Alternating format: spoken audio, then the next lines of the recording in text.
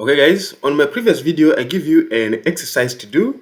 So here's the solution for the exercise while we are going to solve it by substitution. Already we see that equation 1 and equation 2 are as we can see. So we're going to use equation 1 where we're going to have 6x minus 1 is equals to y.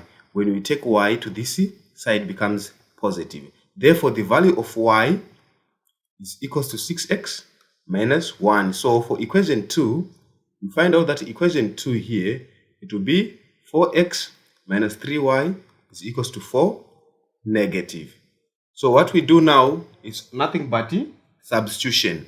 Let us substitute for the value of y, x minus 3 bracket 6x minus 1 equals to minus 4. It's going to be 4x minus 18x plus 3 is nothing but minus 4.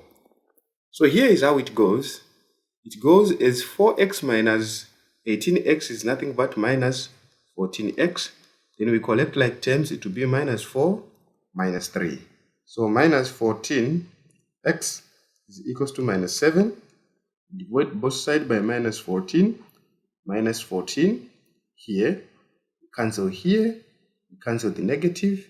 Then here we get 1. We simplify to be a fraction. So x is nothing but a half. Since x is equals to a half, then it means we're going to take y is equals to 6x minus 1, where x is equals to a half. So we are going to substitute now for the value of x, where y is equals to 6 times a half minus 1. Then we cancel here, we get nothing but 3. So y is equals to 3 minus 1. Y is equals to nothing but 2. Therefore, the final solution is having the quantities x is equals to half and y is equals to 2. So this is how we solve by substitution method.